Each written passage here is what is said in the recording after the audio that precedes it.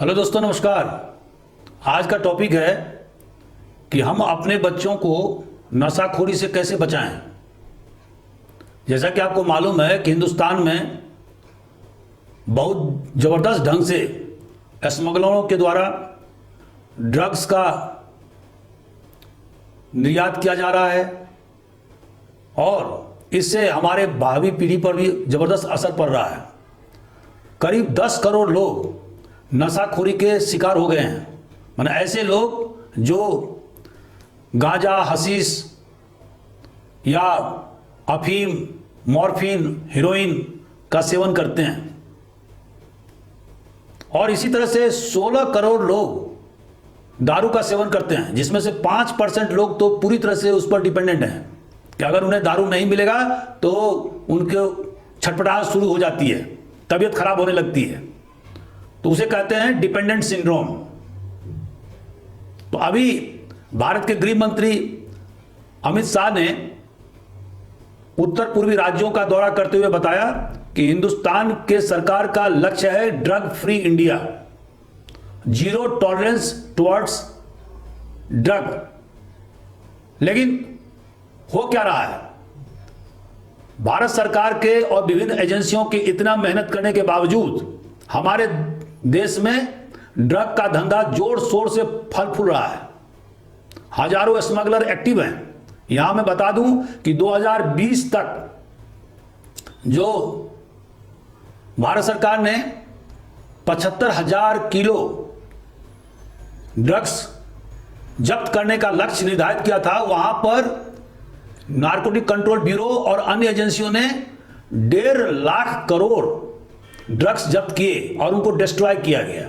इसीलिए गृह मंत्री ने कहा कि जो ड्रग सप्लायर हैं, जो ड्रग सेलर का धंधा करते हैं, उनके खिलाफ तो कार्रवाई करना ही है, साथ साथ उन लोगों के खिलाफ में कार्रवाई करना है जो इंटरनेशनल बॉर्डर से, मतलब बाहरी देशों से हमारे देश में स्मगल करके ड्रग्स को हमारे देश में भेजते हैं और इस तरह से हमारे सिक्योरिटी को, हमारे इकोनॉमी को खतरा उत्पन्न हो रहा है। और इससे भी ज्यादा हमारा जो भावी पीढ़ी है उसको जबरदस्त ढंग से नुकसान पहुंचाया जा रहा है। तो इस तरह से हमारे देश के अंदर के जो स्मगलरों का जो नेटवर्क है उसको ध्वस्त करना होगा।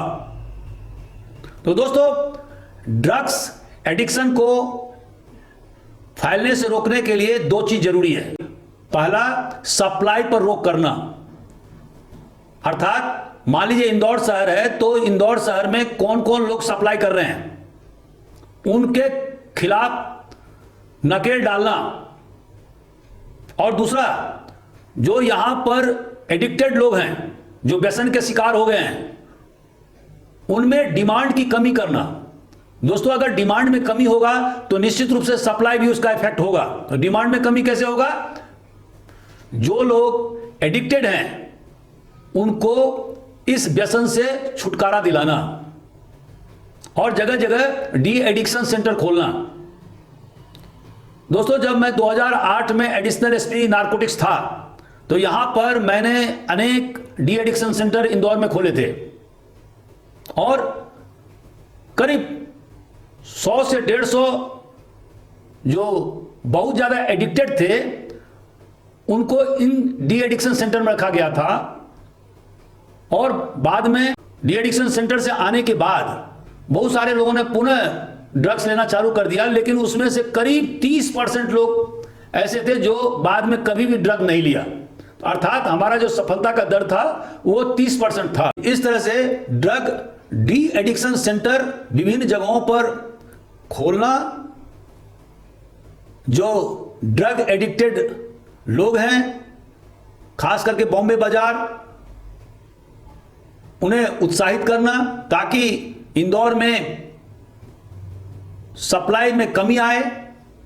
जो लोग सप्लायर हैं उनके खिलाफ में सख्त से सख्त कार्रवाई करना और इसी के माध्यम से हम ड्रग एडिक्शन को रोक सकते हैं या उसमें कमी कर सकते हैं। दोस्तों, हमारे देश में 3 करोड़ लोग गांजा का उपयोग करते हैं और उसमें सबसे ज्यादा सिक्किम के लोग लगभग 7.3% लोग गांजा का उपयोग करते हैं। दोस्तों, हमारे देश में अभी 2 करोड़ 30 लाख लोग अफीम या अफीम से बने हुए मादक पदार्थ जैसे मॉर्फिन, हेरोइन का इस्तेमाल करते हैं और यह पिछले 14 साल में ठीक 5 गुना ज्यादा इन लोगों की तादाद में वृद्धि हुई है, जो कि बहुत ही ज्यादा चिंताजनक बात है। सबसे ज्यादा मिजोरम प्रांत में लोग ड्रग्स का इस्तेमाल करते हैं, जिनकी तादाद 6.9% है और उसके बाद में पंजाब का नंबर आता है जहां पर कि 2.8% लोग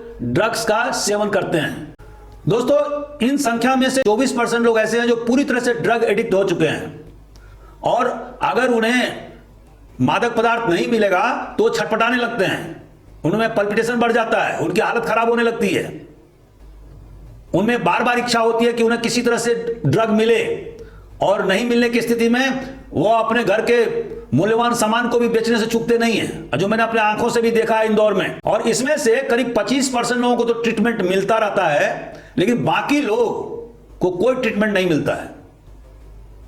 अगर आप बॉम्बे बाजार इंदौर में जाएंगे तो 35 साल के ड्रग एडिक्ट वाला लड़का आपको 70 साल 75 साल का बूढ़ा लगेगा और ड्रग ने पूरी तरह से उसके शरीर को खोखला कर दिया है। हमारा उत्तर पूर्वी राज्य सबसे ज्यादा ड्रग्स से अफेक्टेड हो गया है, जहां पर अभी मैंने बताया कि मिजोरम में 7%, उसके बाद में नागालैंड में करीब 6%, सिक्किम में 5% लोग पूरी तरह से ड्रग एडिक्टेड हो गए हैं। और इसका कारण क्या है? कारण यह है कि आपको मालूम होगा कि हमारे उत्तर पूर्वी राज्यों की सीमा से सटे हुए म्यांमार, जिसको पहले बर्मा कहा जाता था, लाओस और वियतनाम, ये तीनों देश का एक ट्रायंगल है जिसको गोल्डन ट्रायंगल कहा जाता है और यहां पर अवैध रूप से गांजा, भांग, हेरोइन, अफीम, मॉर्फिन ये तैयार किए जाते हैं और स्मगलरों के द्वारा हमारे देश के नॉर्थ ईस्टर्न स्टेट में निर्यात किया जाता है और जिससे मिजोरम, मणिपुर, अरुणाचल प्रदेश, नागालैंड, आसाम, मेघालय के बच्चे ड्रग एडिक्ट हो रहे हैं। अगर विश्व से हम तुलना करें तो हमारे देश में 2.06% लोग अफीम या अफीम से बने हुए मादक पदार्थों का सेवन करते हैं, जबकि विश्व में यह केवल 0.70% है और एशिया में 0.46% है। तो इस आंकड़े से यह सिद्ध होता है कि हमारे देश में अफीम या अफीम से बने उत्पाद जैसे हीरोइन या मॉर्फिन कंज्यूम करने वाले लोगों की संख्या बहुत ज्यादा बढ़ रही है। दोस्तों, हमारे देश में ड्रग्स का व्यापार या स्मगलिंग इतना जोर शोर से क्यों बढ़ रहा है? उसके पीछे कारण यह है कि अगर हमारे देश का जो लोकेशन है वो सेंटर में है और इसके उत्तर दिशा में 3 देश हैं, पाकिस्तान, अफगानिस्तान और ईरान का बॉर्डर, इसको गोल्डन क्रेसेंट कहा जाता है और यहां पर अवैध ढंग से गांजा, चरस, अफीम, मॉर्फिन, हेरोइन इनका उत्पादन किया जाता है। आपको सुन के आश्चर्य होगा कि जब से तालिबान का शासन अफगानिस्तान में हुआ है, अफगानिस्तान के कुल जीडीपी में 60% हिस्सा अफीम या अफीम से बने हुए पदार्थ के विक्रय या गैर कानूनी ढंग से उसका ट्रैफिकिंग करके आमदनी प्राप्त किया जाता है, जो कि बहुत ही ज्यादा खतरनाक चीज है और इससे हमारा देश बहुत ज्यादा प्रभावित हो रहा है। अभी हाल में 200 किलो हेरोइन ईरानियन नागरिकों से बॉम्बे के पास समुद्र से में नाव से पकड़े गए हैं और इस जांच के बाद में पता चला कि ये सभी 200 किलो हेरोइन अफगानिस्तान से प्राप्त किए गए थे और ये हेरोइन श्रीलंका पहुंचाया जाना था, जहां से पश्चिमी देशों में इसका निर्यात किया जाता। तो इस तरह से एक तरफ गोल्डन क्रेसेंट और दूसरी तरफ गोल्डन ट्रायंगल, इन दोनों अफीम उत्पादक इलाकों से घिरे होने के कारण से हमारे देश में जबरदस्त ढंग से स्मगलरों के द्वारा ड्रग्स का सप्लाई किया जाता रहा है। इसके अलावा भारत सरकार ने मध्य प्रदेश के रतलाम, मंदसौर, नीमच और राजस्थान के चित्तौड़ में अफीम उत्पादन करने के लिए बहुत सारे किसानों को लाइसेंस दिया है। उसी तरह से यूपी के गाजीपुर जिले में लाइसेंस दिया गया है। दोस्तों, जैसा कि आप जानते हैं कि अफीम का काम दर्द निरोधक दवा और विभिन्न प्रकार के सीडेटिव मेडिसिन के उपयोग में लाया जाता है, और जिसके कारण से किसानों को खेती करने के लिए कहा जाता है। लेकिन बहुत सारे किसान स्मगलरों से मिलकर के अफीम और उससे बने हुए उत्पाद की सप्लाई स्मगलरों को कर देते हैं, और जिससे हमारे देश में भी एक नेटवर्क पैदा हो गया है, जो बड़े बड़े करोड़पति अरबपतियों का स्मगलरों का समूह है। और चाहे वो नारकोटिक्स विंग हो या अन्य कोई एजेंसी हो, जो असली मास्टर माइंड है नेटवर्क का, उस तक पहुंचना बहुत मुश्किल काम है। दोस्तों, अगर आपका बच्चा ड्रग एडिक्शन का या सेवन का शिकार हो गया है, तो इसका सिम्टम क्या है, पहचान क्या है? पहला, उसको हमेशा इच्छा रहेगी कि किसी तरह से ड्रग को प्राप्त किया जाए। अगर ड्रग नहीं मिलेगा तो वह अपने घर का मूल्यवान चीज बेचने से भी हिचकता नहीं है। हमेशा मादक पदार्थ या ड्रग को प्राप्त करने की इच्छा होना, और जिसके कारण से उसका जो मेंटल लेवल है वो ब्लॉक हो जाता है, सोचने समझने की क्षमता रुक जाती है। अगर आपका बच्चा किसी काम में मन नहीं लगाता है, कोई भी रिस्पॉन्सिबिलिटी वहन करने के लिए तैयार नहीं है, तो इसका मतलब उसमें एबनॉर्मल थॉट्स डेवलप हो रहे हैं, और इसका कारण होगा कि हो सकता है कि वो चुपचाप ढंग से गोपनीय तरीके से ड्रग्स का सेवन कर रहा हो। जब भी कोई बच्चा या कोई व्यक्ति ड्रग लेने से अपने आप को रोकता है, तो उसमें एक विथड्रॉल सिंड्रोम होने लगता है, चिड़चिड़ापन होने लगता है, एग्रेसिव हो जाता है, मारपीट करने पर उतारू हो जाता है। तो ये सब सारे लक्षण हैं ड्रग एडिक्शन के। दोस्तों, अगर कोई व्यक्ति या कोई बच्चा अफीम या अफीम से बने हुए पदार्थ हेरोइन या मॉर्फिन का उपयोग कर रहा है, तो उसका सिम्टम क्या है? जब भी वो हेरोइन लेगा तो वो अपने आप को बहुत अच्छा महसूस करेगा, फीलिंग हाई, बहुत हैप्पी दिखेगा आपको, नंबर 1। नंबर 2, कि उसके बातचीत करने में एक लड़खड़ाहट दिखेगी, मैंने स्लर्ड स्पीच, ड्रॉजीनेस दिखेगा, ऊंघे ऊंघे जैसा, पूरी तरह से कॉन्शियस नहीं होना।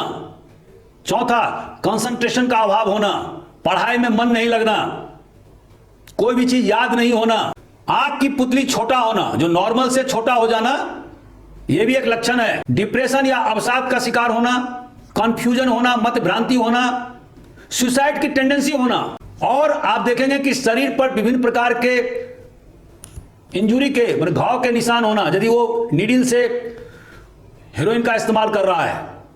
दोस्तों, ड्रग एडिक्शन के प्रभाव क्या होते हैं? नंबर 1, एक्सीडेंट होना। जो भी व्यक्ति ड्रग एडिक्टेड होगा, अगर वो गाड़ी चलाएगा तो उसके साथ में एक्सीडेंट होना ज्यादा संभव है। सुसाइड की टेंडेंसी होना, आत्महत्या का विचार उत्पन्न होना, इन्फेक्शियस डिजीज होना, क्योंकि जो नीडल का उपयोग कोई ड्रग एडिक्ट व्यक्ति करता है, अगर वो 2-4 लोग उसी नीडल का उपयोग करते तो हो सकता है कि उसमें HIV की बीमारी से वो ग्रसित हो जाए। अदर हेल्थ प्रॉब्लम्स भी आ सकते हैं, लंग्स का इन्फेक्शन हो सकता है। जो भी इस प्रकार के व्यसन का शिकार होगा, उसमें हमेशा फिनेंशियल प्रॉब्लम होता है, क्योंकि दोस्तों हेरोइन या मॉर्फिन बहुत ही महंगा होता है और उसको खरीदने में बहुत ज्यादा पैसे लगते हैं। तो इस तरह से जो भी व्यक्ति एडिक्ट हो जाता है, उसके साथ हमेशा ही फिनेंशियल या वित्तीय समस्या होती है। वो घर के मूल्यवान सामानों को बेचने में भी गुरेज नहीं करता है। अब सवाल है कि आप अपने बच्चों को ड्रग एब्यूज से, ड्रग एडिक्शन से कैसे बचाएं? पहला, आप अपने बच्चों के साथ में हमेशा कम्युनिकेट करें, उनकी समस्याओं को जानें। 24 घंटे में कम से कम 1 घंटा जरूर उसके साथ व्यतीत करें, उनकी समस्याओं को परखें, उनको झिड़के नहीं, डांटे नहीं, फटकारे नहीं, परफॉर्मेंस के लिए जबरदस्ती उस पर प्रेशर नहीं डालें, उनकी समस्याओं को समझने की कोशिश करें। अपने बच्चों को बताएं कि किस प्रकार से ड्रग एडिक्ट उसके शरीर को नुकसान पहुंचा सकता है। उसका मेंटल बैलेंस खराब कर सकता है। बच्चों और अभिभावक के बीच में एक मजबूत बंधन डेवलप करना जरूरी है और कोशिश यह करना है कि बच्चा अकेले में कभी भी नहीं रहे, वह समूह में रहे। जब भी वो समूह में रहेगा, लोगों से बातचीत करेगा, परिवार के सदस्यों के बीच में रहेगा, तो उसकी जो तीव्र इच्छा है ड्रग के प्रति वो कम होगी। अपने बच्चों को वैसे जगह मत भेजें जहां पर कि ड्रग्स आसानी से अवेलेबल हैं। इसके अलावा अपने बच्चों को योग थेरापी के माध्यम से उनका ट्रीटमेंट करें। डी एडिक्शन सेंटर विभिन्न शहरों में खुले हुए हैं, वहां पर जाकर अपने बच्चों को ट्रीटमेंट करा सकते हैं। और इसके अलावा एक अच्छे साइकोलॉजिस्ट के पास ले जाकर के अपने बच्चों को साइकोलॉजिकल थेरापी भी देना जरूरी है। तो दोस्तों, अभी मैंने बताया कि ड्रग्स और उससे होने वाले नुकसान के बारे में, और हम अपने बच्चों को, जो हमारे भावी पीढ़ी के कर्णधार हैं, उनको ड्रग एडिक्शन से कैसे बचाएं, इसके बारे में मैंने बताया। अगर आपको ये वीडियो अच्छा लगता है तो कृपया कमेंट बॉक्स में लिखें, और अगर आप कोई अन्य वीडियो देखना चाहते हैं तो जरूर हमें बताएं। Thank you very much.